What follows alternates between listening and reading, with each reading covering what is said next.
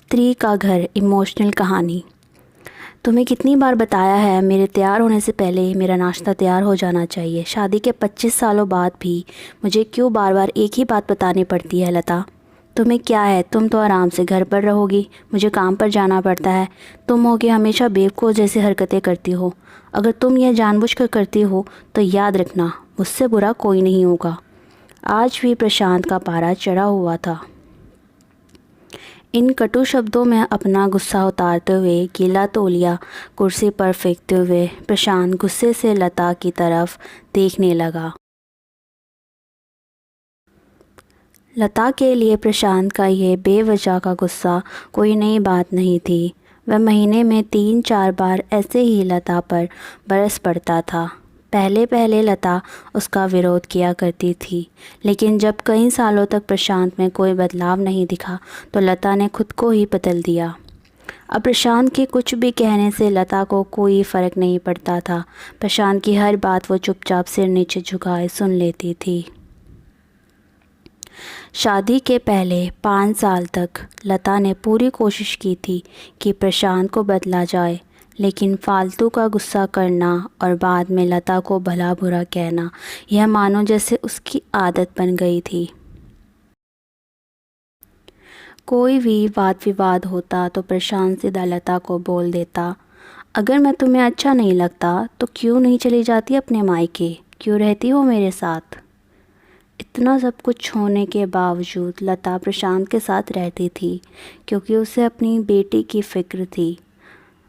और वह जाती भी तो कहाँ, अपने बूढ़े हो चुके माँ बाप को इस उम्र में परेशान नहीं करना चाहती थी। समाज और लोग क्या कहेंगे, यह भी तो उसे देखना था। वह इतनी पढ़ी लिखी भी तो नहीं थी कि खुद जाकर कोई नौकरी कर सके और अपना और अपनी बेटी का पालन पोषण कर सके। लता को अब अपनी फ़िक्र नहीं थी, उसको फ़िक्र थी तो बस अपनी शादी लायक हो रही बेटी की। लता नहीं चाहती थी कि पति पत्नी के झगड़े की वजह से काव्या डिस्टर्ब हो। काव्या की पढ़ाई पूरी हो चुकी थी, उसके लिए अब शादी के रिश्ते आने लगे थे।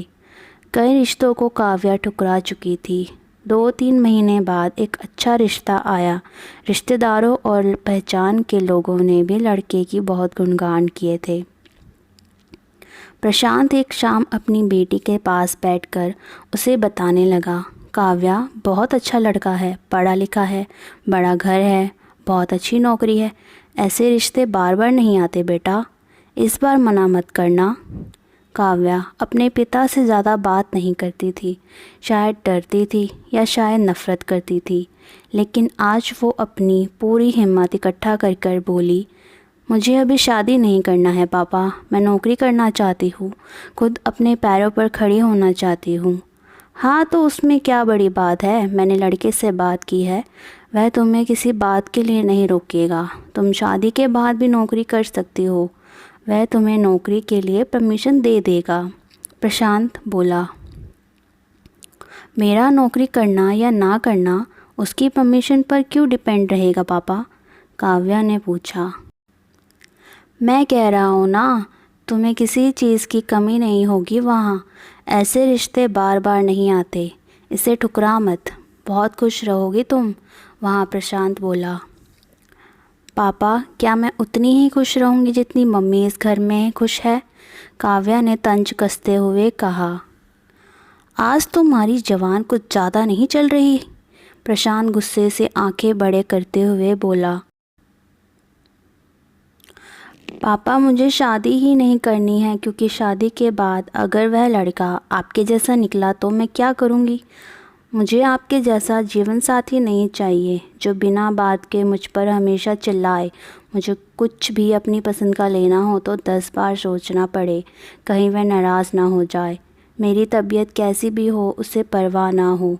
रोटी थोड़ी सी मोटी बन जाए तो घर सर पर उठा ले, उसकी चेक बुक ना मिले तो भी मेरा ही दोष निकाले, और हर छोटी मोटी बात पर मुझे मेरे मायके जाने के लिए कहे। काव्या ने अपना दिल खाली करते हुए पापा से सब कह दिया। प्रशांत का गुस्सा 7वें आसमान पर था, लेकिन उसके मुंह से एक भी शब्द नहीं फूट रहा था। वो काव्या की बात सुन रहा था। काव्या उतना ही बोलकर चुप नहीं हुई। आज पहली बार वह अपने पापा के सामने इतना कुछ बोल रही थी। पापा, आपने माँ के साथ हमेशा गलत व्यवहार किया है। आप अपने ऑफिस का गुस्सा बिना सोचे समझे माँ पर उतार देते हैं। कभी इस बात की परवाह भी नहीं करते कि उन्हें कैसा लगता होगा। आपकी बातें सुन सुन माँ ने अपना स्वाभिमान खो दिया।